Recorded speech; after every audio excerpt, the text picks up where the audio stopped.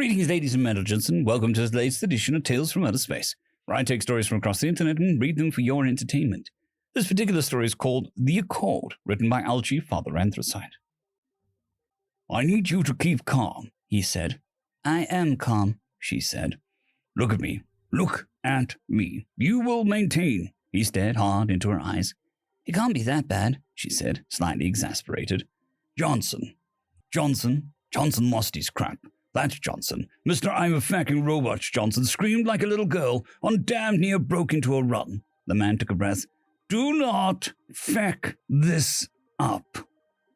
Calvon was weary. He had been selected as a species envoy. It was truly an honor, one he felt he had earned, but, oh, how these humans vexed him.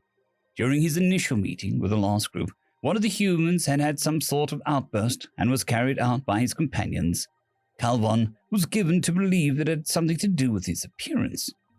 It was not unthinkable that two desperate physiologies should regard each other as somewhat unpleasant, but the humans were fairly benign-looking in his estimation.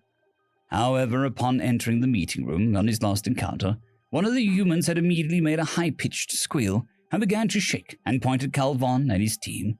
It was then that the human was removed. Calvon worried that the humans found him and his kind hideously ugly.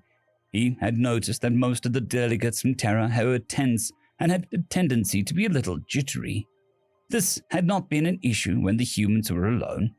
Video of the conference showed that it was only while his team was in the room that they acted in such a fashion. He hoped it was just nerves. Perhaps they were hoping to impress during these negotiations. Whatever the reason, they continued to be polite and cooperative. Worst case scenario, they would sign the accords and keep future contact to a minimum. As long as Calvon's people were safe and happy, that was enough. Oh my god, oh my god, oh my god, oh my god. Several deep breaths followed. Calm the fuck down, the man said. I know you want me, but come on, the woman said, between deep breaths. Just keep it together, the man whispered. Calvon check. A pleasure to work with you again, he said, as the other parties sat at the table. Reed check. The pleasure is mine.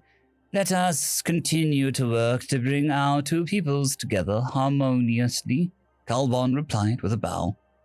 The human man matched it and replied, Of course, nothing would make me happier. The two parties sat across from each other and began going on with the day's tasks. They have made special accommodations to allow us to dine together. We must attend. The entire delegation has been invited, even the support staff, Calvon spoke to his whole team, assembled in a small meeting room. This is an informal meeting, and we are not going to waste the generosity or hospitality of our host.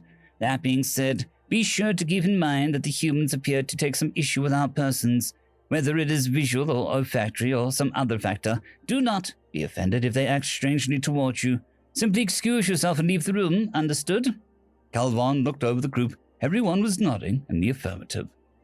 The humans and the Hune were enjoying the evening music and food. To accommodate the Hune, the room had a plush carpet and cushions spread everywhere. The humans had low tables loaded with culinary delights from both cultures, and drinks were flowing freely. Calvon sat on a cushion covered in a fabric called velvet from the human home world. It felt delightful, and he occasionally rubbed it to feel the nap of the textile on his fingertips. He had enjoyed sampling the human food and drink. He had noticed the humans, though still slightly nervous, were not avoiding close proximity to the Hune in this room. So then, he thought to himself, it isn't an olfactory issue. He was saddened that the humans probably thought of him as ugly, but they didn't call attention to it, and the accords they were working on were generous to both sides. If they were that willing to be allies, Calvon was willing to put up with the fact that he was considered homely by them. As the evening progressed, a human female came and sat next to Calvon and the chief human representative. Calvon recognized her from the previous day's talks. After a quick reintroductions, the conversation picked back up. Calvon was enjoying this time when suddenly, I'm sorry, Calvon, the human said. I know this is incredibly rude, but please don't be offended. This is it, thought Calvon, bracing himself for an admission that they found him repulsive. Can I hold you in my lap? The woman asked. Calvon looked at the woman. His jaw hung open. I beg your pardon? He was shocked. I haven't had a chance to play with any of my pets since they aren't allowed in the space station. I know it's a terrible breach of etiquette, but You look so much like my puppy, Eli. Sandra, what are you thinking? Calvon Chak, allow me to beg forgiveness for my subordinate's rude behavior. Please do not allow this breach to affect your views of us. The human delegate bowed deeply. I remind you of a pet, Calvon asked the woman. The man kept his head bowed. The woman just nodded. Her eyes began to get red. She looked a little distressed. Reed, check, is this why your people act so nervous around us? Reed shot Sandra a look and turned to Calvon. Well, yes, it is. Your appearance is devastatingly cute to us. I apologize. We've been trying to keep it secret so that you would not be offended. You are like a rounder, fluffier versions of the newborn companion animals of our world. Calvon looked back at the woman. You may hold me in your lap, he said, sitting on his haunches. A modest indignity to build rapport, he thought to himself. The woman's face broke into a broad smile as she carefully scooped him up in both hands and placed him gently on her lap. Calvon took a moment to situate himself, and then she began to groom him. She ran her hand from the base of his skull all the way down his neck. She repeated the motion several times before she realized what she was doing. Oh, I'm sorry, I didn't mean to. It's a false habit. I apologize, Sandra said. Calvon, who was initially in shock and perhaps a bit tipsy from the drink, turned and said, You may continue. The accord signed, the admission coming to a close. Calvon arrived outside Sandra's suite. He activated the bell, and a moment later the door opened. Sandra welcomed him in. Ever since Sandra and Calvon had shared the time together at the dinner party, more and more humans and Hune had begun to form personal bonds. The human Johnson had spent a great deal of time caring for the fur of several Hune delegates. He was reportedly both gentle and thorough in his technique. Sandra, Breed, a pleasure as always. Calvon greeted the two humans, who it turned out were pair-bonded. They greeted Calvon warmly, and the three sat down for a meal. The Hune were initially surprised and slightly bewildered by the events of the Accord Assembly, but given some time to digest it, and the myriad of requests from homestays, student exchanges, and dozens of other to attend spa resorts, the Hune were glad to find that humans were almost desperate to form relationships with them. After several hundred years, the two cultures were deeply intertwined. After a millennia or two, they were so well integrated that neither original culture existed anymore. So it was that when the great galactic community found them, the human culture was the only known dual sophont symbiotic species, which had originally started as two wholly separate planetary cultures. Story number 2, Hunted, written by ArmouredCadian. This was only supposed to be a training exercise. They were just supposed to be running an obstacle course designed to simulate an environment that would normally be difficult to traverse, like a ventilation system, and that should have made it safe. They were some of the elite of their military, special force commandos, and nothing should be able to put fear into them.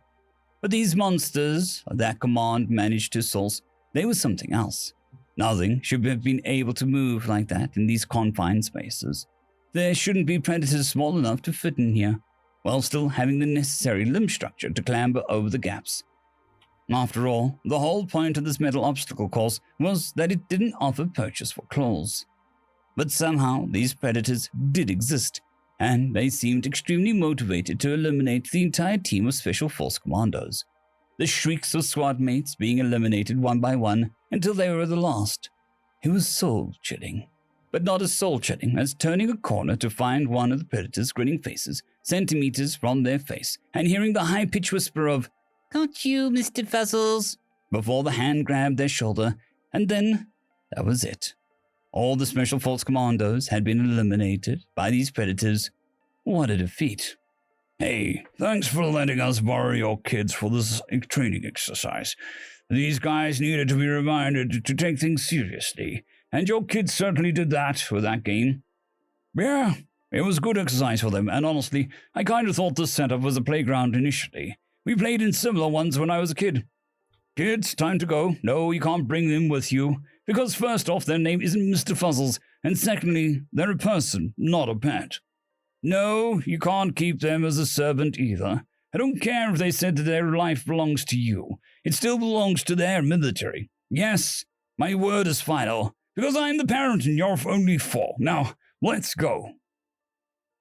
End of story.